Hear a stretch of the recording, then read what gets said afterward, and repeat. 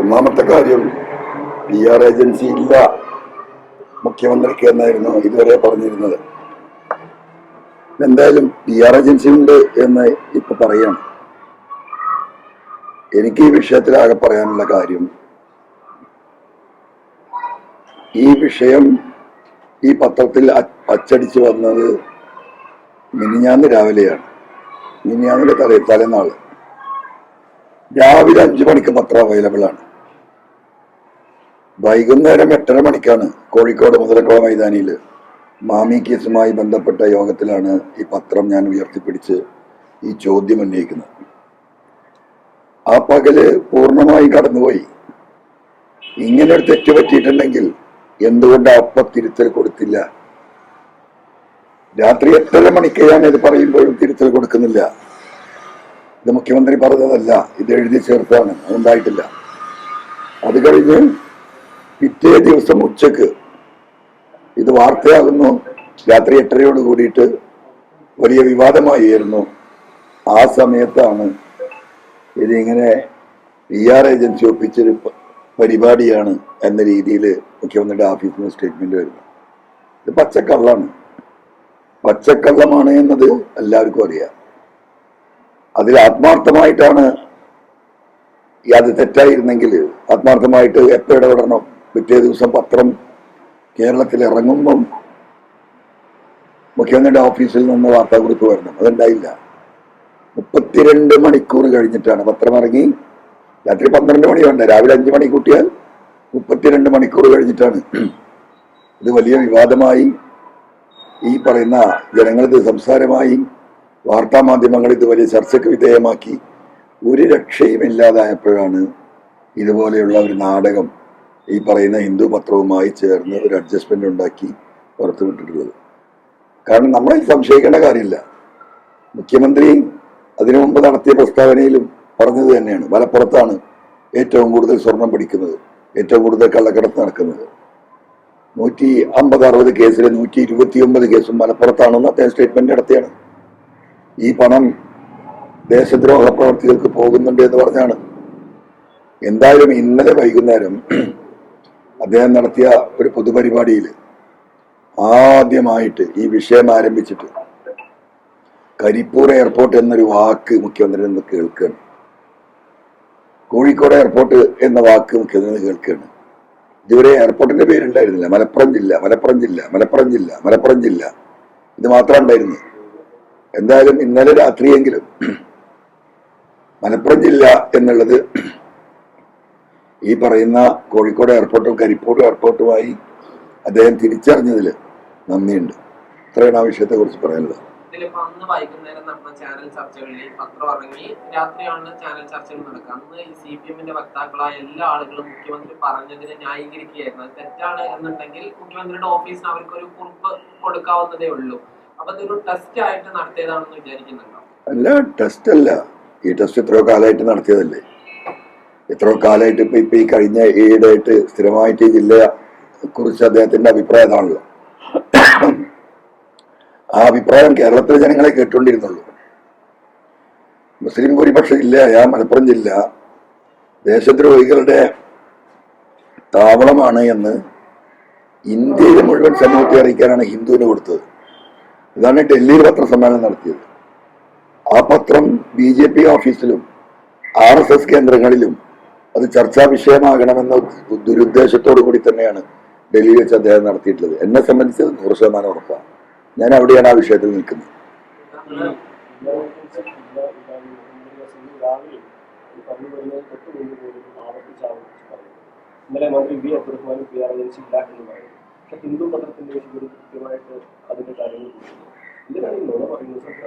അല്ല, അത് തന്നെയല്ലേ സത്യമായിട്ട് എന്തെങ്കിലും ഒരു കാര്യം ഞാൻ ഈ വിഷയം ഉന്നയിച്ചതിന് ശേഷം കഴിഞ്ഞ 1.5 മാസമായിട്ട് ഏതെങ്കിലും ഒരു സ്റ്റേറ്റ്മെന്റ് സത്യസന്ധമായിട്ട് പാർട്ടിന്റെ അടുത്ത് നിന്നോ മുഖ്യമന്ത്രിന്റെ ഓഫീസിൽ നിന്ന് വന്നിട്ടുണ്ടോ? ഇല്ലല്ലോ. ഇപ്പോഴും ആകത്തുക എന്താ പറഞ്ഞത്? ഇന്നലെ ഈ മുഖ്യമന്ത്രി എന്താ പറഞ്ഞത്? അദ്ദേഹം ഇവിടെ ഈ നടന്ന കാര്യങ്ങളെ കുറിച്ച് മിണ്ടുന്നില്ല.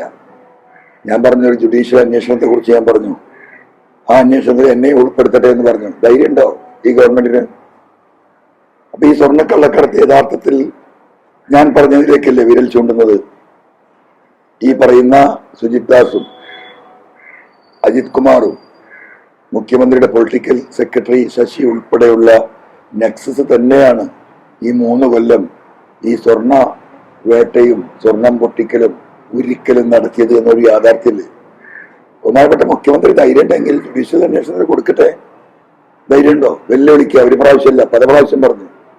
ഇപ്പോഴും അതൊന്നുമില്ല. ഇന്നലത്തെയും പറയുന്നുണ്ട ഇതിന്റെ പിന്നിൽ ദേശദ്രോഹ ശക്തികളുണ്ട്. ഇന്നലെ കുറച്ച് മയപ്പെടുത്തിയാൻ പറഞ്ഞു, അത്രേ ഉള്ളൂ. ഇതുവരെയുള്ളതിൽ നിന്ന് ചെറിയ മയപ്പെടുത്തി. എന്നാലും വിഷയം അത് തന്നെയാണ് അദ്ദേഹം സൂചിപ്പിക്കുന്നത്. എന്താ ഇതിൽ നിന്നൊക്കെ കേരളത്തിലെ ജനങ്ങൾ മനസ്സിലാക്കേണ്ടത്? ഇതൊരു പച്ചയായ യാഥാർത്ഥ്യമായി ജനങ്ങളുടെ മുന്നിൽ നിൽക്കുകയാണ്. അന്വേഷണം അതുപോലെ തന്നെ. നാളെയാണ് ഇപ്പോൾ ഒരു മാസം തികയുന്നത്. എന്തായിരിക്കും അന്വേഷണ റിപ്പോർട്ട് എനിക്കറിയില്ല. ഇന്നലെ ഉച്ചയ്ക്ക് വൈകിട്ട് 4 മണിക്കാണ് വിജിലൻസ് DYSP അടക്കമുള്ള സംഘം തിരുവനന്തപുരത്ത് നിന്ന് വന്നിട്ട് എൻ്റെ അടുത്ത് നിന്ന് മൊഴിയെടുക്കാൻ വരുന്നു. ഞാൻ പറഞ്ഞു മൊഴി തരാൻ പറ്റില്ല, നാളത്തെ റിപ്പോർട്ട് കഴിഞ്ഞിട്ട്. നിങ്ങൾ എവിടെയായിരുന്നു വിഷയം? നാളെ റിപ്പോർട്ട് കൊടുക്കേണ്ടതിന് ഇന്നലെ വൈകിട്ട് 4:30 മണിക്ക് ഇവര് വന്ന് എൻ്റെ അടുത്ത് മൊഴിയെടുക്കാൻ ശ്രമിക്കുന്നു. എത്ര അപഹാസ്യമാണ് ഈ അന്വേഷണം. SITയുടെ ഭാഗമായിട്ടാ വിജിലൻസ്. SITയിലെല്ലാം ഉണ്ട്. സാമ്പത്തിക അഴിമതി ആരോപണം അന്വേഷിക്കുന്ന വിജിലൻസാണ്. ഇതാണ് ഇതിന്റെ യാഥാർത്ഥ്യം. അത് കേരളത്തിൽ ജനങ്ങൾ മനസ്സിലാക്കട്ടെ. ഈ 1 മാസത്തെ റിപ്പോർട്ട് കൊടുക്കുമ്പോൾ ഈ വിഷയങ്ങൾ പ്രഥമ ദൃഷ്ടിയ അതിൽ അന്വേഷണം നടത്താനുള്ള 1 മാസം വെച്ചത്. അതിലിതൊക്കെ വരുമല്ലോ. അല്ല, മൊഴിയെടുക്കാൻ ഇവിടെ വന്നിരുന്നു. ഞാൻ മൊഴി നൽകിയിട്ടില്ല. ഞാൻ തിരുവനന്തപുരത്ത് കാണാൻ പറഞ്ഞു. ഞാൻ ഈ 1-ാം തീയതി 30 ദിവസം തികയുന്ന അന്വേഷണ റിപ്പോർട്ട് ഒന്ന് കാണട്ടെ, എന്നിട്ട് വേണമല്ലോ മൊഴി കൊടുക്കണോ വേണ്ടില്ലെങ്കിൽ ആ പരാതി അങ്ങോട്ട് പിൻവലിച്ചാൽ മതിയല്ലോ. വെറുതെ ഈ നാടകത്തിന് എന്തിനാ ഞാൻ നിൽക്കുന്നത്? ഞാൻ നിൽക്കാൻ തയ്യാറല്ല. ഞാൻ എനിക്ക് കോടതിയെ സമീപിക്കാനേ മാർഗമുള്ളൂ.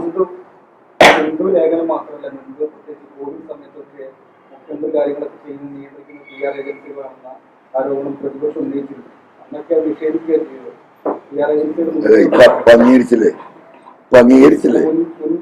അതേന്ന് മുമ്പ് ഉണ്ടായിട്ടുണ്ടായിരുന്നു, നമുക്കറിയില്ലല്ലോ. ഹിന്ദു പറഞ്ഞ വിശദീകരണത്തിൽ ഒരു പ്രധാനപ്പെട്ട കാര്യം കൂടിയുണ്ട്. മുഖ്യമന്ത്രി പറഞ്ഞതിനേക്കാൾ കൂടുതൽ അധിക വാക്കുകൾ PR ഏജൻസി എഴുതി കൊടുത്തതാണ് ഞങ്ങൾ പ്രസിദ്ധീകരിച്ചത് എന്നാണ് ഹിന്ദു പറഞ്ഞത്. ഇപ്പോൾ PR ഏജൻസി ഉണ്ട് എന്നതിനപ്പുറം മുഖ്യമന്ത്രി പറഞ്ഞതിനേക്കാൾ കൂടുതൽ എഴുതി ചേർക്കാൻ മാത്രം ശക്തിയുള്ള PR ഏജൻസികളാണോ മുഖ്യമന്ത്രിയെ നിയന്ത്രിക്കുന്നത്? ഇതൊക്കെ നാടകല്ലേ. മുഖ്യമന്ത്രി ഈ ഇന്ററാക്ഷൻ ഇന്റർവ്യൂ കൊടുക്കുമ്പോൾ അവിടെ റെക്കോർഡിംഗ് ഉണ്ടല്ലോ, റെക്കോർഡ് ചെയ്തിട്ടുണ്ടല്ലോ. ഹിന്ദു അതൊന്ന് പുറത്തു വിടട്ടെ.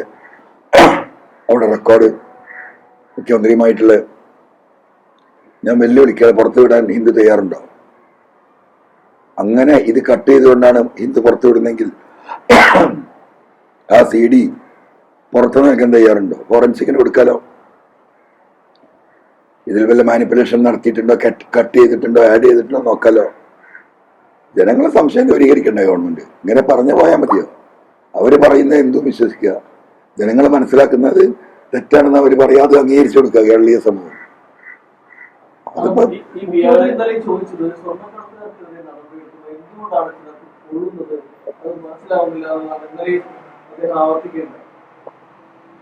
പൊന്നു സുഹൃത്തെ തന്നെയല്ലേ പറഞ്ഞുകൊണ്ടിരിക്കുന്നത്. നമ്മളെ ഈ കൊണ്ടുവന്നതിനെ കുറിച്ച് ഒരു അന്വേഷിച്ചോ? ആരിത് കൊടുത്തു വിട്ടുന്നത് പോലീസ് അന്വേഷിച്ചോ?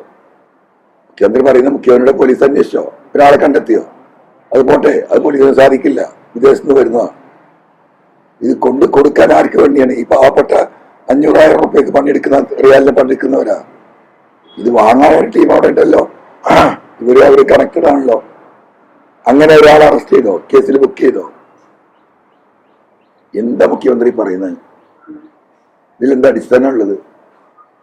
ഈ ഇന്റർവ്യൂല് താങ്കളുടെ ഇന്റർവ്യൂ ഞങ്ങൾ ആവശ്യപ്പെടുമ്പോൾ താങ്കളെയാണ് സമീപിക്കുക. തിരിച്ച് താങ്കളുടെ PR ഏജൻസി വഴി നമ്മളെ സമീപിക്കുമ്പോൾ എന്താണ് താങ്കളുടെ ഇൻട്രസ്റ്റ്? നമ്മൾ സ്വാഭാവികമായിട്ട് ചിന്തിക്കും മാധ്യമപ്രവർത്തനം. ഇവിടെ മുഖ്യമന്ത്രിയുടെ കാര്യത്തിൽ മുഖ്യമന്ത്രിക്ക് വേണ്ടി PR ഏജൻസി ഈ പത്രത്തെ സമീപിക്കുകയും അവർ ഇന്റർവ്യൂ നടത്തും. ഇത് താങ്കൾ നേരത്തെ അത് തന്നെ പറഞ്ഞിട്ടുണ്ട്. ഇവിടുത്തെ പത്രങ്ങൾക്കൊന്നും കൊടുക്കാതെ ഹിന്ദുവിനെ കൊടുത്തത് വലിയ ഗൂഢാലോചന. പുതിയ സാഹചര്യത്തിൽ വലിയ ഗൂഢാലോചന തന്നെയാണോ ഉദ്ദേശിക്കുന്നത്? അതായത് ജില്ലയിലും മറ്റ് അന്വേഷണ ഏജൻസികളൊക്കെ സ്വാധീനിക്കാൻ PR ഏജൻസി അങ്ങോട്ട് പോയിട്ട് ഇന്റർവ്യൂ എന്ന് പറയുന്നത് വലിയ ഗൂഢാലോചന ഉണ്ടോ? അല്ല, ഇത് വലിയ ഗൂഢാലോചന എന്ന് പറയുന്നത് ഇത് ശക്തമായ ഒരു ആലോചനയുടെ ഭാഗം തന്നെയാണ്. അത് ഗൂഢമായി ഇരുന്നിട്ട് മുഖ്യമന്ത്രിയുടെ ഓഫീസ്, അതിനൊക്കെ ശേഷിയുള്ളവരവിടെ ഉണ്ടല്ലോ. അവര് ഈ പറയുന്ന BJP നേതൃത്വവുമായി കൃത്യമായി ഒരു ആലോചന നടത്തി, RSS നേതൃത്വവുമായി ഒരു ആലോചന നടത്തിയിട്ട് തന്നെയാണ് ഇങ്ങനെ ഒരു എന്താ പറയാ ഒരു ഇന്റർവ്യൂ മുഖ്യമന്ത്രി കൊടുത്തിട്ടുള്ളത് എന്നതിൽ കേരളത്തെ ജനങ്ങൾക്ക് ഒരു സംശയം ഉണ്ടാകുമെന്ന അഭിപ്രായം എനിക്കില്ല. ഇത് ഇത്ര വലിയൊരു വിഷയമായത് എങ്ങനെയാണ്? വൈകുന്നേരം വരെ ഇത് വിഷയമായിട്ടില്ലല്ലോ. ഹിന്ദു പത്രമാകുമ്പം കേരളത്തിൽ ഒരുവിധം ആളുകളൊന്നും ഇത് കാണുന്നില്ല. ഇനി അത് വായിക്കുന്നവർ തന്നെ ഒരു എബവ് ആവറേജ് ക്രൗഡാണ്. അതുകൊണ്ട് കേരളത്തിൽ ഇത് ശ്രദ്ധിക്കപ്പെടാതെ പോകും. എന്നാലോ അവരുദ്ദേശിക്കുന്ന കേന്ദ്രങ്ങളിൽ ഡൽഹിയിൽ അവർക്ക് എത്തിക്കാനും കഴിയും എന്നത് ഉദ്ദേശിക്കുന്നത്. അല്ലെങ്കിൽ പകല് നിങ്ങൾ കാണണ്ടേ? നിങ്ങൾ ആരും അത് ചർച്ചയാക്കിയിട്ടില്ലല്ലോ. പക്ഷെ ഞാൻ കോഴിക്കോട് മാമി സമ്മേളനത്തിൽ ഈ പത്രം ഉയർത്തിപ്പിടിച്ചുകൊണ്ട് ഈ ചോദ്യങ്ങൾ ഉന്നയിച്ചപ്പോഴാണ് ഇത് വിഷയമാകുന്നത്. അതുവരെയുള്ള വിഷയമായിട്ടില്ല. അവർ കണക്കാക്കിയത് അതാണ്. ഇതങ്ങനെ മാഞ്ഞു പോകും, കേരളത്തിൽ ഇത് ശ്രദ്ധിക്കപ്പെടില്ല. പക്ഷെ അവരുടെ ഉദ്ദേശം നടക്കും ചെയ്യും. ഈ പത്രം ഹാജരാക്കേണ്ടവർക്ക് കേന്ദ്രത്തിൽ ഹാജരാക്കി അവരുടെ കാര്യങ്ങൾ സേഫാക്കാൻ സാധിക്കുമായിരുന്നു. അത് കോഴിക്കോട് വെച്ച് ഞാൻ ആ പത്രം ഉയർത്തിപ്പിടിച്ചപ്പോഴാണ് ഈ വിഷയം കേരളീയ സമൂഹം ചർച്ച ചെയ്യപ്പെട്ടത്. അതാണ് ഇതിന്റെ അടിസ്ഥാനപരമായ വിഷയം. ഹിന്ദു PR ഏജൻസിയുടെ കാര്യം പറയുമ്പോഴും തുടർച്ചയായിട്ട് അതിനുശേഷം മന്ത്രിമാർ ഈ ശിവൻകുട്ടിയാണെങ്കിലും അബ്ദുറഹ്മാനാണെങ്കിലും മന്ത്രി റിയാസ് ആണെങ്കിലും മാധ്യമങ്ങളെ കണ്ട് തുടർച്ചയായി പറഞ്ഞുകൊണ്ടിരിക്കുന്നത് മുഖ്യമന്ത്രിക്ക് ഒരു PR ഏജൻസി ഇല്ല, അങ്ങനെ ഒരു ഏജൻസിയുടെ ആവശ്യമില്ല എന്നാണ് ഇപ്പോൾ ഒരു തുടർച്ചയായി സ്റ്റേറ്റ്മെന്റ് മാധ്യമങ്ങൾ നടത്തിക്കൊണ്ടിരിക്കുന്നത്. ഇപ്പൊ മുഖ്യമന്ത്രിന്റെ ഓഫീസ് പറഞ്ഞ കാണാമല്ലേ PR ഏജൻസിയാണ് ചെയ്തത്. ഹിന്ദുവാണ് പറഞ്ഞത്. അതെ, ഹിന്ദു ആണ് പറഞ്ഞ അത് ഇവരെ അക്നോളജ് ചെയ്തല്ലോ മുഖ്യമന്ത്രിന്റെ ഓഫീസ്. PR ഏജൻസിയാണ് ചെയ്തതെന്നുള്ളത്. ഇവര് PR ഏജൻസി ഇല്ല എന്ന് പറയുക, മുഖ്യമന്ത്രിന്റെ ഓഫീസ് PR ഏജൻസിക്ക് പറ്റിയ തെറ്റാണെന്ന് പറയുക. എന്താ ഇതിനൊക്കെ മനസ്സിലാക്കേണ്ടത്? അങ്ങനെ തന്നെയാണോ ഉള്ളത്? ഫലത്തിൽ റിയാസാണ് വളരെ ശക്തമായി മുഖ്യമന്ത്രി ന്യായീകരിച്ചിറങ്ങുന്നത്. ഇന്നലെ റിയാസിന്റെ മാത്രം ഉത്തരവാദിത്തമായി മാറിയുള്ളൂ. ശക്തമായി കാണുന്നില്ല. അല്ല, എനിക്കത് പറയാനുള്ളത് ബഹുമാനപ്പെട്ട മുഖ്യമന്ത്രി ആ സ്ഥാനം ഒഴിയുന്നതാണ് ഇപ്പം നല്ലത്. വളരെ ബഹുമാനപൂർവ്വം പറയാം. അദ്ദേഹത്തിന് മാന്യമായി ഇപ്പോൾ ഒഴിഞ്ഞു നിൽക്കാനുള്ള ഒരു സാഹചര്യമാണ്. ഇതിന്റെയൊക്കെ വസ്തുതകളും സത്യങ്ങളും പുറത്തു വരട്ടെ, ഞാൻ തൽക്കാലം മാറി നിൽക്കുന്നു എന്ന് അദ്ദേഹത്തിന് കേരളത്തിൽ ഞങ്ങളോട് പറയാലോ. അത് അദ്ദേഹത്തിന്റെ ബഹുമാനം ആദരവും ഈ സമൂഹത്തിൽ വർദ്ധിപ്പിക്കുകയുള്ളൂ. അതിന് പകരം എന്ത് പൊറാട്ട് നാടകം ഇവിടെ നടത്തിയാലും അതെവിടെ എത്താൻ പോകുന്നില്ല. അത് കേരളത്തിലെ ജനം തിരിച്ചറിഞ്ഞിട്ടുണ്ട്. അതിന് ഒരു റിയാസല്ല 100 റിയാസ് നിന്ന് ഈ കാര്യങ്ങൾ പറഞ്ഞാലും കേരളത്തിലെ ജനങ്ങൾ ഇതിന്റെ യാഥാർത്ഥ്യങ്ങളൊക്കെ മനസ്സിലാക്കി കഴിഞ്ഞു. എന്താ പ്രതിപക്ഷത്തിന് ഒരു ശക്തി ഇല്ലാത്തതൊക്കെ പറയുമ്പോൾ ഇവിടെ UDF-ന് ഈ കാര്യത്തിൽ ശക്തി ഉണ്ടോ? ഇതാ പറയുന്നത്, ഒരു നെക്സസ് ഇവിടെ പ്രവർത്തിക്കുന്നു. ഈ ലീഡർഷിപ്പിലെ എല്ലാ പാർട്ടിയിലെയും ലീഡർഷിപ്പിലെ ചില ആളുകൾ തമ്മിൽ വലിയൊരു നെക്സസ് ഉണ്ട്. ആ നെക്സസ് ഇവിടെ പ്രവർത്തിക്കുന്നുണ്ട്. അതുകൊണ്ടാണ് ഇതൊന്നും ആഞ്ഞ് ശബ്ദമുയർത്തി പറയാൻ കഴിയാത്തത്. അതിൽ കൂടെ തന്നെയാണ് ഈ കാര്യങ്ങളൊക്കെ അട്ടിമറിക്കപ്പെടുന്നത്.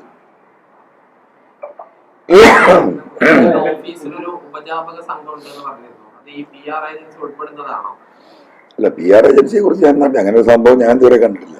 ഇന്നലെ മുഖ്യമന്ത്രിയുടെ ഓഫീസിൽ നിന്ന് പറയുമ്പോഴാണ് PR ഏജൻസിക്ക് പറ്റിയ തെറ്റാണെന്ന് പറയുമ്പോഴാണ് അവിടെ PR ഏജൻസി വർക്ക് ചെയ്യുന്നുണ്ടെന്നാണ്. ഇതൊക്കെ ദുരൂഹമായി വർക്ക് ചെയ്യുന്നുണ്ടെന്ന് നമുക്കറിയില്ല. പ്രത്യക്ഷമായി വർക്ക് ചെയ്യുന്നത് നമ്മൾ കണ്ടിട്ടില്ല. പോലീസുമായിട്ടുള്ള ആരോപണം വന്നപ്പോൾ അവസാന ഘട്ടത്തിൽ താങ്കൾ പറഞ്ഞ ആവശ്യം മുഖ്യമന്ത്രി ആഭ്യന്തരം ഒഴിയണമെന്നാണ്. അദ്ദേഹം പരാജയമാണ്. മുഖ്യമന്ത്രി സാധനം ഒഴിയണമെന്ന് കുറച്ചുകൂടി പഠിപ്പിക്കുകയാണ്. അല്ല, കടുപ്പിക്കുന്നതല്ല, അതാണ് അദ്ദേഹത്തിന് നല്ലത്. അദ്ദേഹമാണത് ആലോചിക്കേണ്ടത്. അദ്ദേഹത്തെ സ്നേഹിക്കുന്ന ആളുകൾ അതാണ് ഉപദേശിച്ചു കൊടുക്കേണ്ടത്. ഇനി 1.5 വർഷം 1.25 വർഷമുള്ളത്. അദ്ദേഹത്തിന് ആരോഗ്യപരമായ പ്രശ്നങ്ങളുണ്ട്. ഇതെല്ലാം നിലനിൽക്കുകയാണ്. ഇത്രയും വലിയ ഒരു അവസ്ഥയിലേക്ക് പാർട്ടി എന്തിനാണ് അദ്ദേഹത്തെ തന്നെ വേറെ മുഖ്യമന്ത്രി ആവാൻ ശേഷിയുള്ളവർ ഈ പാർട്ടിയിലുണ്ടല്ലോ. പാർട്ടി ആലോചിക്കണ്ടേ? എന്തുകൊണ്ടാണ് പാർട്ടി ഇതൊന്നും ആലോചിക്കാത്തത്? എന്തായാലും ചർച്ചയ്ക്ക് എടുക്കാത്തത്? യഥാർത്ഥത്തിൽ ചെയ്യേണ്ടതല്ലേ?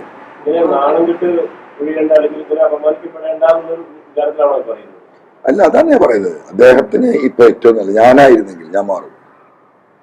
ഞാനാണ് ആ പൊസിഷനിൽ ഇരിക്കുന്നെങ്കിൽ ഞാൻ മാറിയിരിക്കും. ഞാൻ ജനങ്ങളുടെ മുന്നിലേക്ക് ഇറങ്ങും. ജനങ്ങളോട് പറയില്ല ഞാൻ മാറിയിരിക്കുന്നത്, അവരന്വേഷിക്കട്ടെ. ഒരു ജുഡീഷ്യൽ അന്വേഷണത്തിന് പോലും ഇത്രയും കോംപ്ലിക്കേറ്റഡ് ആയി, ഇത്രയും സംശയാസ്പദമായി നിൽക്കുന്ന ഒരു വിഷയം ഈ ഒരു ജുഡീഷ്യൽ അന്വേഷണത്തിന് പോലും തയ്യാറാകാതെ ഈ ADGP അജിത് കുമാറിന്റെ അടിമകളായിട്ടുള്ള പോലീസ് ഓഫീസർമാരെ വെച്ച് ഈ അന്വേഷണം അട്ടിമറിക്കാൻ നിൽക്കുമ്പോൾ എന്ത് സത്യസന്ധത അതിലുള്ളത്? എന്ത് നീതി അതിലുള്ളത്? ഒന്നുമില്ലല്ലോ. ജനം തീരുമാനിക്കട്ടെ. ഇന്നലെ മുഖ്യമന്ത്രി കോഴിക്കോട് പ്രസംഗിച്ചത് അൻവറിന് പിന്നിൽ വർഗീയ ശക്തികൾക്ക് നാക്ക് വാടകയ്ക്ക് നൽകി വായിൽ തോന്നിയത് വിളിച്ചു പറയുന്നു. അതിനൊന്നും മറുപടി പറയേണ്ടതില്ല. അതവർ പറയണമെന്ന്. ഇപ്പോ നിലമ്പൂരിൽ ചേർന്ന 10,000-15,000 ആളുകൾ ഈ പറഞ്ഞ സാമൂഹ്യ വിരുദ്ധരാണല്ലോ. മാമി കേസുമായി കോഴിക്കോട് കൂടിയ ഒരു 1000കണക്കിന് ആളുകൾ അതും സാമൂഹ്യ വിരുദ്ധരാണല്ലോ. ഒരു മിനിറ്റ്. അപ്പൊ അതാണല്ലോ ഈ പറഞ്ഞു വരുന്നത്. ഇതൊക്കെ എത്ര കാലം പറയും?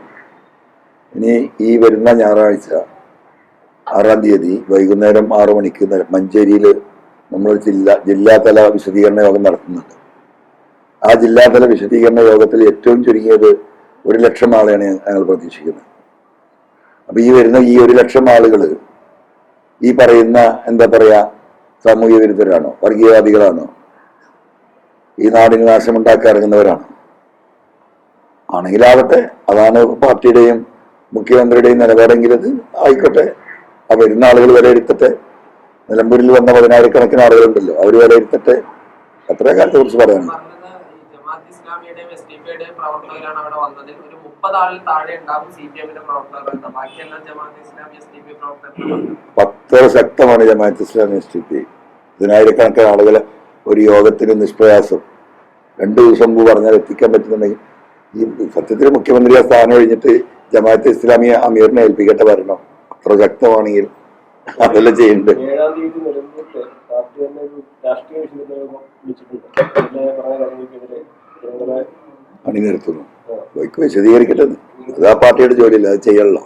പക്ഷെ ഇത് വിശദീകരിച്ച് ഈ പറയുന്ന പോലെ കുളിപ്പിച്ച് കുട്ടിയില്ലാതായി എന്ന് പറഞ്ഞതുപോലെ ആ കുളിപ്പിക്കലപ്പം നടക്കുന്നത്.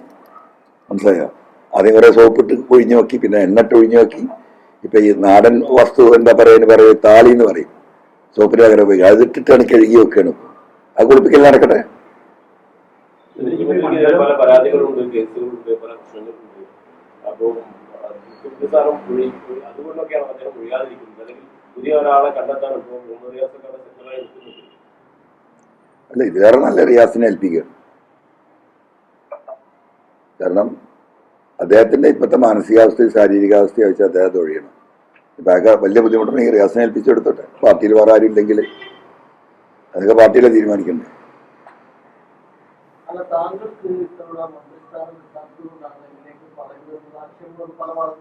വളരെ ശരിയാണ്. ഞാൻ കരഞ്ഞ് കാല് പിടിച്ചൊരു മന്ത്രിസ്ഥാനം തരൂന്ന് പറഞ്ഞിട്ട് അന്ന് തീരുമാനിച്ചു ഞാൻ മന്ത്രിസ്ഥാനം കിട്ടാതെ അപ്പൊ വിലയൊന്ന് ശരിയാക്കണം. അതാണ് ശരി. അങ്ങനെ പോട്ടെ.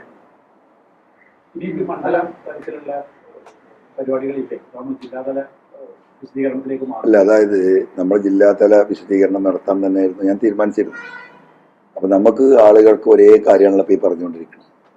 നമ്മൾ ഉന്നയിച്ച വിഷയം 4 വിഷയങ്ങളാണ്. ഒന്ന് സ്വർണ്ണക്കള്ളക്കടത്ത്, ഒന്ന് മാമി കേസ്, ഒന്ന് റിദാൻ വധക്കേസ്, 2 ഡാൻസ് ഓഫ് സംഘവുമായി ബന്ധപ്പെട്ട MDMA വിഷയങ്ങൾ, പിന്നെ ഈ പോലീസ് ഉദ്യോഗസ്ഥരുടെ സാമ്പത്തികം. ഇത് തന്നെ നമ്മൾ റിപ്പീറ്റ് ചെയ്ത് പറഞ്ഞുകൊണ്ടിരിക്കുക. അപ്പൊ ആളുകൾക്ക് മാത്രമല്ല, ഡെയിലി നിങ്ങൾ വന്ന് കാണുന്ന ചോദ്യങ്ങൾ ചോദിക്കുന്ന ഉത്തരം പറയുന്നു. ഇതെല്ലാം ഒരു സംഗതിയിലാണ്. അപ്പൊ ആളുകളുടെ ഒരു അഭിപ്രായമാണ്.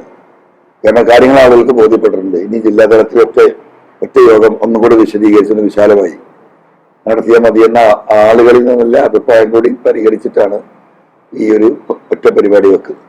അതായത് 2ാം പിണറായി മന്ത്രിസഭ അധികാരത്തിൽ വന്ന സമയത്ത് താങ്കളോട് മന്ത്രിസഭയിൽ അംഗമാകുമെന്ന് ചോദിച്ചിരുന്നു ഇല്ലായിരുന്നു.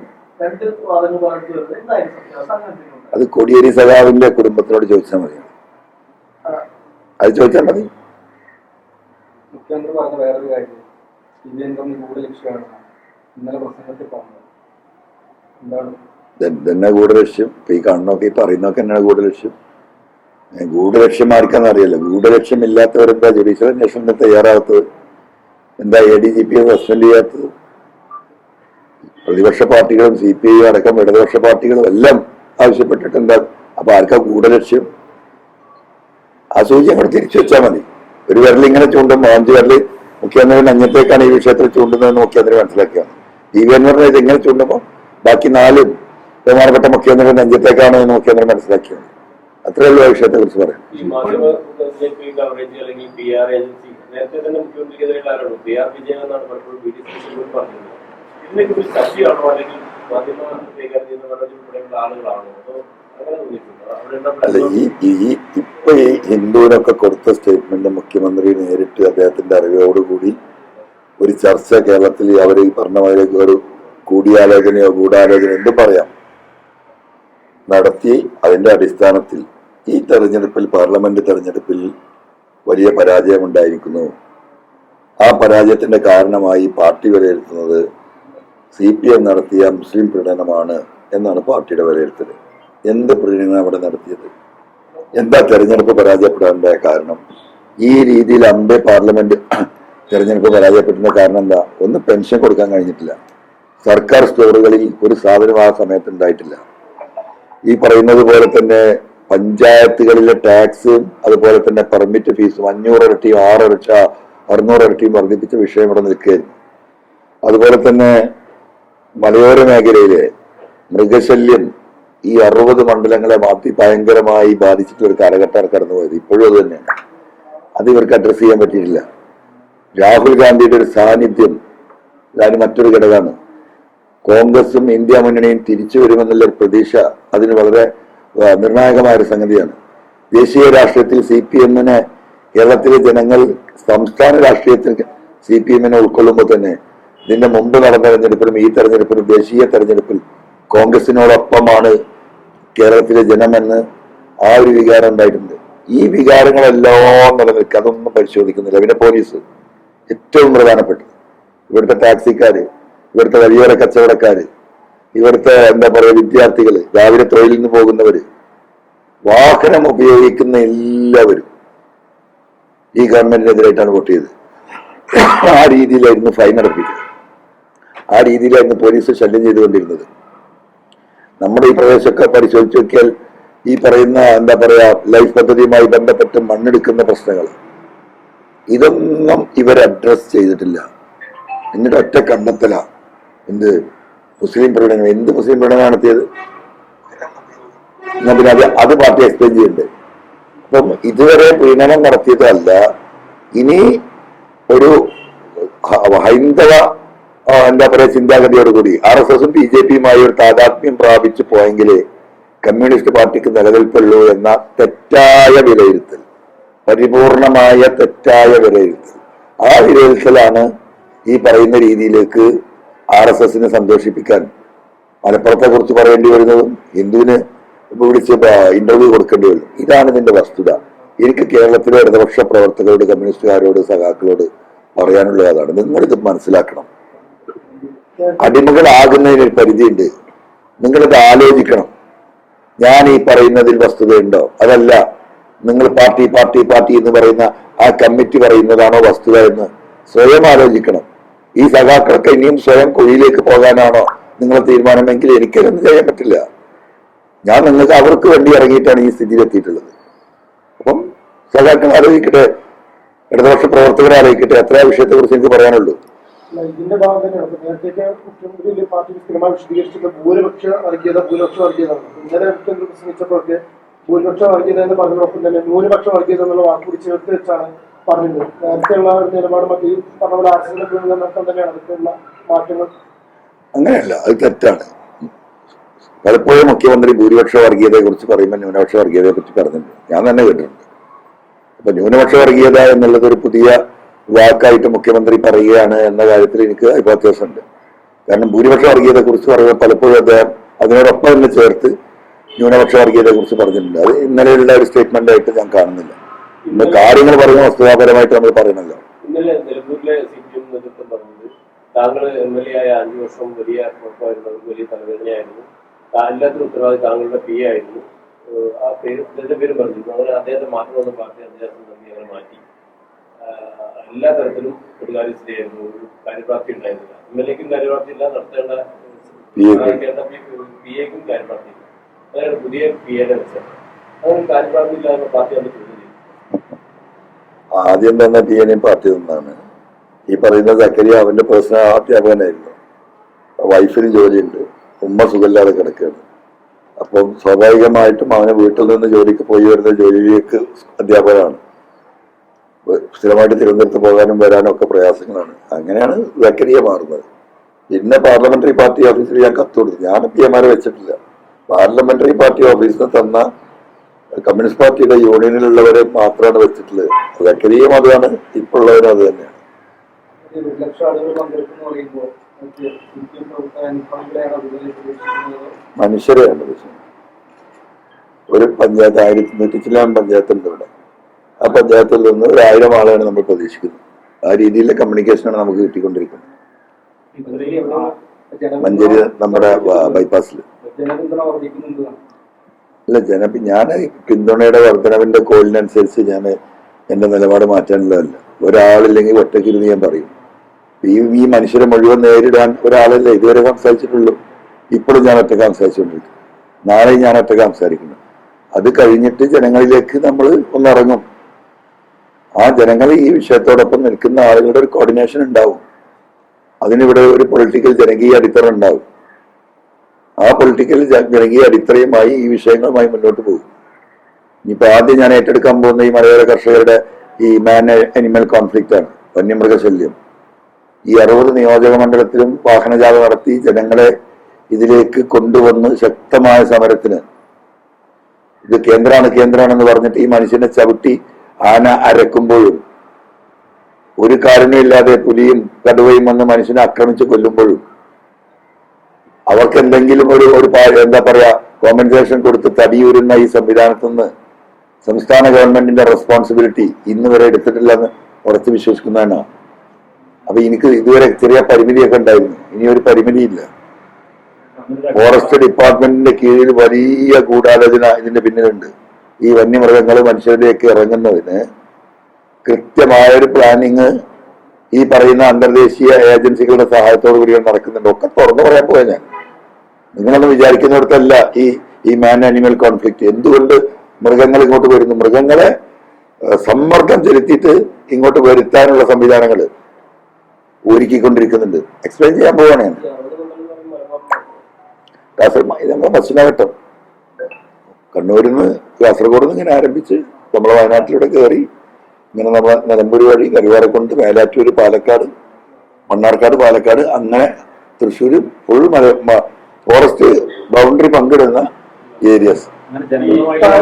പാർട്ടിയിൽ നിന്ന് പോകുമ്പോൾ ടി.പി. ചന്ദ്രശേഖരൻ പോയപ്പോഴായാലും മഞ്ഞളാംകുഴിയിൽ പാർട്ടി വിട്ടപ്പോഴായാലും പിണറായി വിജയന്റെ ശൈലിയുണ്ട്. എല്ലാവരും പ്രതീക്ഷിക്കുന്ന ശൈലി വളരെ ഷാർപ്പായി അദ്ദേഹത്തെ വിമർശിക്കുന്ന, പൊതുയോഗങ്ങളിൽ വിമർശിക്കുന്ന ഒരു ശൈലിയുണ്ട്. പി.വി. അംഗങ്ങളുടെ കാര്യത്തിൽ പിണറായി വിജയൻ നേരിട്ട് പറയാതെ PRNs വഴിയൊക്കെ ഹിന്ദുവിനെ സമീപിക്കുന്നത് അത് അദ്ദേഹത്തിന് വന്നൊരു മാറ്റമാണോ, അല്ലെങ്കിൽ പുതിയ കാലഘട്ടത്തിനനുസരിച്ച് കുറച്ചുകൂടി ഈ താങ്കൾ പറഞ്ഞ ഒരു ഗൂഢാലോചന ഭാഗമാണ്? പൊതുയോഗത്തിൽ നേരിട്ട് ആളുകൾ പറയാതെ തിരുത്തലും വേണ്ടാന്നുൾപ്പെടെ അലിക്കെതിരെയും ടി.പി. ചന്ദ്രശേഖരൻ ഉൾപ്പെടെയുള്ള പാർട്ടി വിട്ടു പോകുന്നവരെയൊക്കെ അദ്ദേഹം വളരെ ഷാർപ്പായിട്ട് വിമർശിക്കുന്നു. അങ്ങനത്തെ വിമർശനങ്ങളെ താങ്കൾക്കെതിരെ ഉണ്ടായില്ല. പക്ഷെ അതിന് പകരം PRNs വഴി, ഹിന്ദു വഴി അങ്ങനെ പോകും. അതോ താങ്കൾ ഭയപ്പെട്ടാണോ?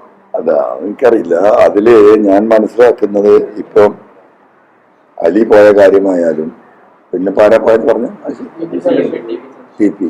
ഇവരൊക്കെ പോയ കാര്യങ്ങളും ഞാൻ ഉയർത്തുന്ന വിഷയങ്ങൾ തമ്മിൽ ഒരുപാട് വ്യത്യാസമുണ്ട്. അവരൊക്കെ പ്രാദേശികമായ വിഷയങ്ങൾ അല്ലെങ്കിൽ വ്യക്തിപരമായ വിഷയങ്ങളുമായി ബന്ധപ്പെട്ടിട്ടാണ് പോകുന്നത്. ഞാൻ പുറത്താക്കപ്പെടുന്ന ജനങ്ങളുടെ വിഷയം പറഞ്ഞപ്പോഴാണ്. ഞാൻ എന്റെ കാര്യം പറഞ്ഞിട്ടല്ലോ. എന്റെ കാര്യത്തിന് വേണ്ടി എന്ന് വരുത്തി തീർക്കാനുള്ള കഠിനമായ പരിശ്രമം CPM മുഖ്യമന്ത്രി നടത്തുന്നുണ്ടെങ്കിൽ അതൊന്നും എവിടെ എത്തിയിട്ടില്ലല്ലോ. അപ്പൊ ഞാൻ ഉയർത്തിയ വിഷയങ്ങൾ വളരെ സീരിയസ് ആണ്. ഇന്നലെ മുഖ്യമന്ത്രി എന്താ പറഞ്ഞ, അൻവർ നൽകിയ പരാതി ഞങ്ങൾ അവജ്ഞയോടെ തള്ളിയിട്ടില്ല, അത് അന്വേഷണത്തിനാണ് വിട്ടത്. ആ അന്വേഷണം എങ്ങനെ നടക്കുന്നു എന്നുള്ളത് വേറെ വിഷയം. പക്ഷെ ഞാൻ പറയുന്നതിൽ കാര്യമുണ്ട് എന്ന് പ്രഥമ ദൃഷ്ടിയ മുഖ്യമന്ത്രിയും ഈ പറയുന്ന ഗവൺമെന്റും അംഗീകരിച്ചിരിക്കാണ്. അപ്പോൾ എന്നെ നേരിട്ട് വ്യക്തിപരം ഈ വിഷയാധിഷ്ഠിതമായി എന്നെ എതിർക്കാൻ കഴിയില്ലായിരിക്കും. അപ്പൊ വ്യക്തിഹത്യ നടത്തി നോക്കുകയാണ്. ആ വ്യക്തിഹത്യ നടത്തിയിട്ട് അത് വിജയിക്കും, അവർ നോക്കട്ടെ. അതുകൊണ്ടാണ് ഈ പറയുന്ന രീതിയിൽ ഒരു നേരിട്ടുള്ള ആക്രമണത്തിന് അവർ മുതിർന്നല്ലോ. തുടക്കത്തിലൊക്കെ മുതിർന്നല്ലോ. തിരിച്ചടി നല്ല മറുപടി കിട്ടിയപ്പോഴാണല്ലോ ഒതുങ്ങിയത്. ഇന്നിപ്പോ ബാലനെ കാണുന്നില്ലല്ലോ. AK ബാലൻസൊക്കെ അവിടെ പോയി. ഹിന്ദു പത്രം ഞാൻ പറഞ്ഞപ്പോ ഹിന്ദുക്കളുടെ പത്രമാണ് TV എന്നൊരു തെറ്റിദ്ധരിച്ചു എന്നാ ഇന്നലെ പറഞ്ഞത്. ഞങ്ങൾ വേറൊരു TVക്ക് പറഞ്ഞു കൊടുത്തല്ലോ. ഞാൻ 5ാം ക്ലാസ് പഠിക്കുമ്പോൾ ഈ വീട്ടിൽ പത്രം വരുന്നുണ്ട് ഹിന്ദു, നിങ്ങൾക്കറിയോ? 1970-72 അന്ന് പത്രത്തിലെ ഇവിടെ ബോംബെയിലുള്ള പ്രിന്റിങ്. അവിടുന്ന് പത്രം ട്രെയിനിലാണ് വരിക. ട്രെയിനിൽ ബുക്ക് ചെയ്ത് വന്നിട്ട് കോഴിക്കോട് എത്തിക്കഴിഞ്ഞാൽ ഇവിടുന്ന് ആളെ വിട്ടിട്ടാണ് എന്റെ പിതാവ് ആ പത്രം വാങ്ങിക്കൊണ്ടിരിക. അന്ന് AK ബാലൻ എന്ന ഹിന്ദു കാണാൻ തുടങ്ങിയ പത്രം. അപ്പൊ അതിന്റെയൊക്കെ വ്യത്യാസം, അവർക്ക് ആള് മാറിപ്പോയി. അപ്പൊ മനുഷ്യൻ എങ്ങനെയൊക്കെ അപമാനപ്പെടുത്താൻ പറ്റുമോ, എങ്ങനെയൊക്കെ ഈ പറയാ വർഗീയവൽക്കരിക്കാൻ പറ്റുമോ? സഖാവ് ബാലനൊക്കെ ഈ രീതിയിൽ ഇതിനിറങ്ങി തിരിഞ്ഞാൽ അത് പാലക്കാടത്തെ സഖാക്കൾ പ്രതികരിക്കുന്നുണ്ട്, എനിക്ക് വിളിച്ചുകൊണ്ടിരിക്കുന്നുണ്ട്, ബന്ധപ്പെട്ടുകൊണ്ടിരിക്കുന്നുണ്ട്, ഇഷ്ടംപോലെ വോയിസ് മെസ്സേജ് ഉണ്ട്, നമുക്ക് കാണാം. നമുക്ക് രാഷ്ട്രീയ അടിത്തറ എന്ന് പറയുമ്പോൾ ഒരു രാഷ്ട്രീയ അടിത്തറ, ഇപ്പൊ ജനങ്ങളുമായി ചേർന്ന് രാഷ്ട്രീയ അടിത്തറ ഒരു പൊളിറ്റിക്കൽ പാർട്ടിയിലേക്ക് മാറുന്നുണ്ടോ? അങ്ങനെ ഒരു നീക്കം അല്ല, പൊളിറ്റിക്കൽ പാർട്ടി അല്ലാത്ത ഒരു സംഗതി ഇവിടെ വിജയിക്കില്ല. നമ്മളിവിടെ ഒരുപാട് പരീക്ഷണങ്ങൾ പലരും നടത്തിയത് കണ്ടാവും. കൃത്യമായ രാഷ്ട്രീയ ലക്ഷ്യബോധമില്ലാതെ ഒരു സാംസ്കാരിക സാമൂഹിക സംഘടന രൂപീകരിച്ചുകൊണ്ടൊന്നും ഒന്നും അവിടെ ചെയ്യാൻ കഴിയില്ല. ജനാധിപത്യത്തിന്റെ അടിസ്ഥാനം ജനങ്ങളാണ്, അത് തെരഞ്ഞെടുപ്പാണ് നിശ്ചയിക്കുന്നത്. ആ തെരഞ്ഞെടുപ്പിൽ പങ്കാളികളാവാത്ത ഒരു രാഷ്ട്രീയ സാമൂഹിക പ്രസ്ഥാനം, ഒരു രാഷ്ട്രീയ പ്രസ്ഥാനമായി വളരൂല.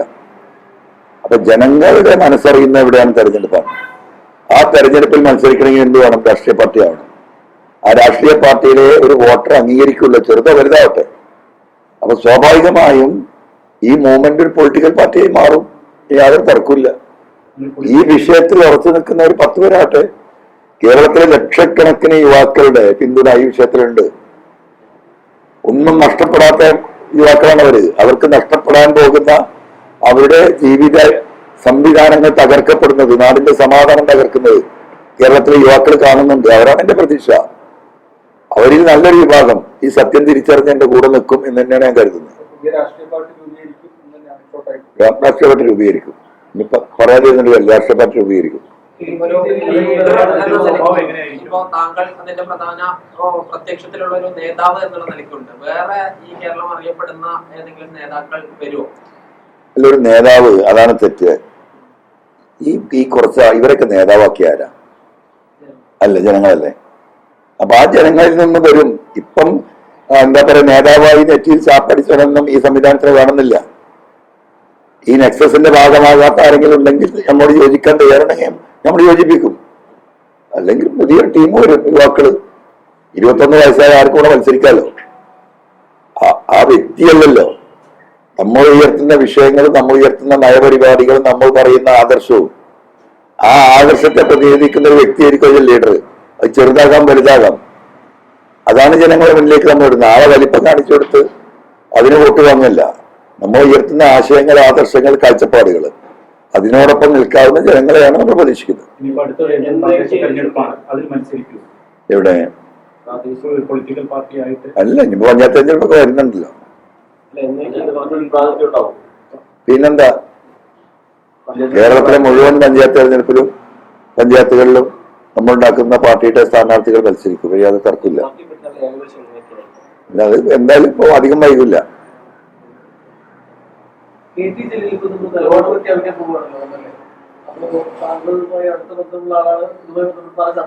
ഈ പറയുന്ന എല്ലാ സഖാക്കളും ഇനിയിട്ട് ബന്ധമില്ലേ? മുഖ്യമന്ത്രി ഉൾപ്പെടെയുള്ള എല്ലാ നേതാക്കളും എനിക്കിട്ട് ബന്ധമില്ലേ? ഈ 140 MLA-മാരായിട്ട് എനിക്ക് പേഴ്സണൽ ബന്ധമില്ലേ? അതുപോലെ ഒരാൾ KT ജലീല്, അദ്ദേഹത്തിന്റെ നിലപാട് പറഞ്ഞിട്ട് ഇനി എന്താ കുഴപ്പം? അല്ല, ഉണ്ടാവും, ഉണ്ടെങ്കിലുണ്ടാവും. ഈ നിലപാടിനോടൊപ്പം നിൽക്കുന്ന ഒരാളാണെങ്കിൽ ആ ഒരാളെ നമ്മൾ അക്കോമഡേറ്റ് ചെയ്യണ്ടേ? ഇല്ല, അതിന്റെ പ്രാഥമിക രൂപം, അതിന്റെ ചിത്രമൊക്കെ എന്റെ മനസ്സിലുണ്ട്. ഇതൊക്കെ മനസ്സിലുള്ള കാര്യമാണ്. ഞാനൊരു കഷ്ണം കടലാസില്ലാതെ നിങ്ങളുടെ മുന്നിൽ ഇരിക്കുന്നത്. ഇന്ന് വരെ ഒരു കഷ്ണം കടലാസ് എടുത്ത് വെച്ചിട്ടില്ല. ചിലത് മറന്നു പോകുന്നതിന് പോക്കറ്റിൽ എഴുതിയിട്ട് ചിലപ്പോൾ എടുത്ത് നോക്കുമെന്നല്ലാതെ ഞാൻ എഴുതി തയ്യാറാക്കിയ ഒരു സ്റ്റേറ്റ്മെന്റുമായിട്ട് ഇന്ന് വരെ നിങ്ങളുടെ മുന്നിൽ വന്നിട്ടില്ല. എന്റെ ജീവിതാനുഭവങ്ങൾ, എന്റെ മനസ്സിലുള്ളത്, എന്റെ കാഴ്ചപ്പാടുകളാണ് നമ്മൾ പറഞ്ഞുകൊണ്ടിരിക്കുന്നത്. താങ്കളുടെ പാർട്ടി പ്രധാനമായിട്ട് ജനങ്ങളോട് മുന്നോട്ട് വയ്ക്കുന്ന ഒരു ആദർശം എന്തായിരിക്കും? അല്ല, അതിപ്പോ ഈ പറഞ്ഞുകൊണ്ടിരിക്കുന്ന തന്നെ നമ്മൾ സെക്യുലറിസത്തിൽ ഊന്നി നിന്നുകൊണ്ട് മനുഷ്യർക്ക് സമൂഹത്തില് ഈ പറയുന്ന നീതി നിഷേധിക്കപ്പെട്ട ജനങ്ങളോടൊപ്പം നിന്ന് കഷ്ടപ്പെടുന്ന ആളുകളെ അവരെ സഹായിച്ചുകൊണ്ട്, പ്രത്യേകിച്ചും ദളിതര്, SC/ST വിഭാഗം, ST വിഭാഗം ഇന്നും വലിയ പീഡനം അനുഭവിക്കുന്ന വിഭാഗമാണ്. കോടാനുകോടി ഉറപ്പിക ചെലവഴിക്കുന്നുണ്ട്. അതിന് മുക്കാ പങ്കും ഈ പറയുന്ന രാഷ്ട്രീയക്കാരും ഉദ്യോഗസ്ഥരും അടിച്ചു മാറ്റപ്പെടുകയാണ്. അത് നേരിട്ട് അറിവില്ല ആളുകളാണ് ഇരിക്കുന്നത്. നിങ്ങളൊക്കെ അത്തരം വിഷയങ്ങളിൽ നമുക്കൊരു കൃത്യമായ ഒരു സംവിധാനം ഉണ്ടാകും. ഈ വിഷയത്തിൽ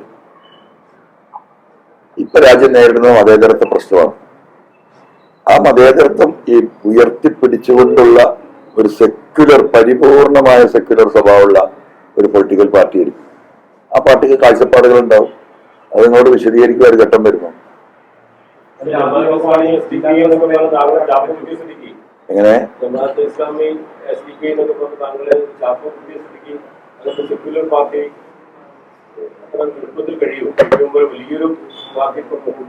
ഇവിടേക്ക് എത്തിയില്ലേ? നമുക്ക് കാണാം. എന്താ വെച്ചേ? താങ്കൾക്കെതിരെ വലിയ ജമാഅത്ത് ഇസ്ലാമിക ആരോപണമുണ്ട്. കുറെ വർഷം താങ്കൾ 8 വർഷത്തോളം പാർട്ടിക്കൊപ്പം ഉണ്ടായിരുന്നത്. ഈ ഇടതുപക്ഷത്തിനെതിരെ UDF പലപ്പോഴും ഇങ്ങനെ ജമാഅത്ത് ഇസ്ലാമിനെ ആരോപിച്ചിട്ടുണ്ട്. അങ്ങനെ പല അനുഭവങ്ങളുണ്ട്. ഒറ്റ കാര്യം, ഒരു ഹിന്ദു ആയിട്ടുള്ള ഒരു സഖാവ്, ഒരു ലീഡർ പാർട്ടിയിൽ നിന്ന് വിട്ട് അങ്ങോട്ട് പോയാൽ എന്താ ഇതുപോലത്തെ വിഷയങ്ങളിൽ അഭിപ്രായ സ്വാതന്ത്ര്യത്തിന്റെ പേരിൽ എപ്പോഴുണ്ട്, അല്ലെങ്കിൽ അഭിപ്രായം പറഞ്ഞതിന്റെ പേര് അഭിപ്രായം പറയുന്നതിനൊക്കെ പുറത്താക്കാണല്ലോ. അവൻ ആ പാർട്ടി ഓഫീസിനെ പടി കടന്നാ പറയാതെ പോകുന്ന സംഖ്യ, ആ പോകുന്ന സംഖ്യ ഒരു മുസ്ലിമാണ് ആ പാർട്ടി വിട്ട് പുറത്തിറങ്ങി അപ്പം പറയും ആ പോകുന്നു, എന്താ പറയാ, വർഗീയവാദി, ജമാഅത്ത്, കുംഭകോളസക്കറോ, സുഡാപ്പി, ക്രിസംഗി, ഇതൊക്കെ ആരുണ്ടാക്കിയ പേരാ? ഇതൊക്കെ ആ പാർട്ടിയെ എതിർക്കുകയോ ആ പാർട്ടിയെ വിട്ടുപോവുകയോ ചെയ്യുന്ന ആളുകൾക്ക് CPM ചാർത്തി കൊടുത്ത പേരാ. ആ പേരിപ്പോ മാപ്പിളയെ എനിക്ക് ചാർത്തുന്ന ഉറപ്പല്ലേ? ഇതിലെന്താ വ്യത്യാസം? ഇത് ലൈവാണോ? ലൈവാണോ? എനിക്ക് തൊണ്ടല്ലാതെ ഈ പറയുന്നത് വെറുതെ മനുഷ്യർക്ക് എന്തെങ്കിലും ഉപകാരം കിട്ടുമെങ്കിൽ കിട്ടിക്കോട്ടെ വെച്ച് ചോദിക്കാം. 1 ലക്ഷം ആൾക്കാർ പങ്കെടുക്കുന്ന പരിപാടിയുണ്ട്. അത് ഈ ഒരു രാഷ്ട്രീയ പാർട്ടി രൂപീകരണത്തിന് ആദ്യ പരിപാടി എന്നുള്ള നിലയ്ക്ക് അല്ല, അത് രാഷ്ട്രീയ പാർട്ടി പ്രഖ്യാപിക്കും, നമ്മളതിന് വേറെ സമ്മേളനം തന്നെ വിളിക്കും. ഇതിപ്പോ നമ്മുടെ ആശയങ്ങൾ ഇപ്പൊ നമ്മൾ ജനങ്ങളുടെ മുന്നിൽ പറഞ്ഞിരിക്കുന്ന വിഷയങ്ങളുമായി ബന്ധപ്പെട്ടാണ് ജനങ്ങൾ ആകാംക്ഷയോട് കൂടി ഈ വിഷയത്തിൽ നിൽക്കുന്നത്. അല്ല, നമ്മളിപ്പോ ഇങ്ങനെ ഒരു സംവിധാനത്തേക്ക് പോകേണ്ടിരുന്ന ആലോചിക്കില്ലല്ലോ. ഞാൻ P ശശിക്കും ADGP അജിത് കുമാറിനും എതിരെ ഇറങ്ങിയ ഒരു പോരാട്ടമാണ്. ഈ വിഷയത്തിന്റെ ഒക്കെ പിന്നിൽ ഈ പറയുന്ന P ശശിയാണ് എന്ന് ആത്മാർത്ഥമായി വിശ്വസിച്ചിരുന്ന ആളാണ് ഞാൻ. എന്റെ പിതാവിനെ പോലെ വിശ്വസിച്ച ആളായിരുന്നു ബഹുമാനപ്പെട്ട മുഖ്യമന്ത്രി. ഈ അവസാന നിമിഷം വരെ ഞാൻ ആ ധാരണയിലായിരുന്നു.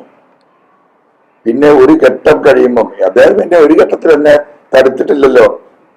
ഞാൻ ഈ വിഷയങ്ങളുമായി മുന്നോട്ട് പോകുമ്പോൾ എവിടെയെങ്കിലും നീ നിർത്ത് എന്ന് മുഖ്യമന്ത്രി എന്നോട് പറഞ്ഞിട്ടില്ല. നീ ഒന്ന് ഇങ്ങോട്ട് വാ, നമുക്ക് ചർച്ച ചെയ്യാന്ന് മുഖ്യമന്ത്രി പറഞ്ഞിട്ടില്ല. ഞാൻ ഓരോ വിഷയങ്ങൾ പറയുമ്പോഴും അതിനനുസരിച്ച് ആക്ഷൻ ഉണ്ടാവുകയാണ്. പോലീസ് ക്യാമ്പിൽ പോയി ഞാൻ കുത്തിയിരിപ്പ് സമരം നടത്തി. പിറ്റേ ദിവസം ഞാൻ പത്രസമ്മേളനം നടത്തുമ്പോൾ എന്തായി? ആ പത്രസമ്മേളനവുമായി ബന്ധപ്പെട്ട ഈ സ്വർണ്ണക്കള്ളക്കടത്തും ഇർദാൻ വധക്കേസും മാമിയൊക്കെ സൂചിപ്പിച്ചു പോവാണ്. ഞാനും ഒരു അറിയാതെ എന്നെ നേരിട്ട് ബന്ധപ്പെടുക കൂടെ ചെയ്യാതെ ഞാൻ കൊടുത്ത പത്രസമ്മേളനത്തിന്റെ അടിസ്ഥാനത്തിൽ മുഖ്യമന്ത്രി SIT രൂപീകരിക്കുക. അപ്പൊ എന്താ ഞാൻ മനസ്സിലാക്കുക? മുഖ്യമന്ത്രി വിഷയത്തിൽ വളരെ ഗൗരവമായിട്ട് എടുത്തിട്ടുണ്ട്. അത് കഴിഞ്ഞ് പിറ്റേ ദിവസം പോലീസ് അസോസിയേഷനിൽ അദ്ദേഹം പ്രസംഗിക്കുന്നു. അത് കഴിഞ്ഞ് ഞാൻ വീണ്ടും പത്രസമ്മേളനം നടത്തുന്നു, മുഖ്യമന്ത്രിയെ കാണുന്നു, പരാതി കൊടുക്കുന്നു, പരാതി ഗൗരവമായി കേൾക്കുന്നു, വിശദമായി ഡിസ്കസ് ചെയ്യുന്നു. ശശിയാണ് ഇതിന് കാരണക്കാരൻ എന്ന് ഞാൻ പറയുന്നു. മുഖ്യമന്ത്രിയുടെ ഗ്രാഫ് ഇറങ്ങി എന്ന് ഞാൻ പറയുന്നു. ഞാൻ പുറത്ത് കിടക്കുമ്പോൾ പത്രക്കാരന്റെ CM എന്ത് പറഞ്ഞേക്കുമ്പോൾ അതിനെന്താ നിങ്ങൾ പറഞ്ഞോ എന്ന് പറയുന്നത് അവിടെയൊന്നും എനിക്കൊരു തറവില്ല. സ്വാഭാവികമായിട്ട് ഞാൻ എന്താ വിശ്വസിക്കുക? ഞാൻ പറഞ്ഞ ശശി തന്നെയാണ് ഇതിന് കാരണക്കാരൻ. ശശിയെ മാറ്റാൻ ബഹുമാനപ്പെട്ട മുഖ്യമന്ത്രിക്ക് രാഷ്ട്രീയപരമായ പ്രയാസമുണ്ടെങ്കിൽ ഇത് പാർട്ടി കാണട്ടെ എന്ന നിലപാടാണ് മുഖ്യമന്ത്രി എടുക്കുന്നതെന്നാണ് ഞാൻ വിശ്വസിക്കുന്നത്. അവസാനം എന്താ ഉണ്ടായത്? പിന്നെ നിരന്തര പത്രസമ്മേളനം നടത്തിയ പല തെളിവുകളും ADGPക്കെതിരെയും ശശിക്കെതിരെയുള്ള ആരോപണങ്ങളും വിടുന്നു. ഒറ്റ മറിയലല്ലേ ഇതിന്റെ എല്ലാം പിന്നിൽ BV അൻവറാണ് എന്ന് പറഞ്ഞ് എന്നെ ഈ കള്ളക്കടത്ത് സംഘത്തിൽ ഒരു വ്യക്തിയാക്കി. അവിടെയല്ലേ ഞാൻ പിരിയുന്നത്. പിന്നെന്റെ പ്രതീക്ഷ എനിക്കെന്താ? പാർട്ടി സെക്രട്ടറി ആയിരുന്നു. പാർട്ടി സെക്രട്ടറി വന്നപ്പം ഈ പത്രക്കാർ ചോദിച്ചപ്പോൾ എന്താ പറഞ്ഞ്? BV അൻവർ എന്ന പൊളിറ്റിക്കൽ സെക്രട്ടറിക്കെതിരെ തന്ന പരാതി ഒരു കഴമ്പില്ല. അതുകൊണ്ട് ഞങ്ങൾ ഫിനിഷ്. അത് കഴിഞ്ഞ് മിനിയാമെന്താ ചെയ്ത്? ഇവരുടെ സഖാക്കൾ കയറിയിട്ട് അഡ്വക്കേറ്റ് അനിൽകുമാർ അടക്കം പാർട്ടിക്ക് കൊടുത്ത പരാതിയിൽ ശശിയെ പറിച്ച് ഒരു അക്ഷരം പറഞ്ഞിട്ടില്ല. അൻവർ ആളാവാൻ നടക്കുകയാണ്. അപമാനപ്പെടുത്തി. ഞാൻ പുറത്തുവിടാൻ ഉദ്ദേശിക്കാത്ത പാർട്ടിക്ക് കൊടുത്ത കത്ത് എന്നെ കൊണ്ട് ഇന്നലെ പുറത്തു വിടിപ്പിച്ചു. ഇത് ഞാനല്ല ഉത്തരവാദി. ഞാൻ ഈ സാധാ പാർട്ടി പ്രവർത്തകരുടെ അടിസ്ഥാനപരമായ ആ പാർട്ടിയുടെ എക്സിസ്റ്റൻസിനെ ബാധിക്കുന്ന പോലീസിന്റെ നടപടിക്കെതിരെ പറഞ്ഞത്. അതുകൊണ്ട് ഇതാണ് ഇതിന്റെ യാഥാർത്ഥ്യം. ജനം തീരുമാനിക്കട്ടെ. പാർട്ടിയെ കുറിച്ച് പറഞ്ഞുകൊണ്ടാണ് ആ നേതൃത്വം പാർട്ടിയാകുമ്പോൾ എന്തായാലും നേതൃത്വം വേണം. അത് ജീവിക്കുന്നത് മാത്രം പോരാ, ഉദ്യോഗം കേൾക്കാൻ പറ്റുന്ന ജനങ്ങളും പോരാ. നേതൃനിരയിൽ നിൽക്കാൻ പറ്റുന്ന ആരെങ്കിലും ഒക്കെ ആയിട്ട് സംസാരിച്ചിട്ടുണ്ടോ, ആശയവിനിമയം ഉണ്ടോ? അതൊക്കെ നമുക്ക് പിന്നെ പറയാം.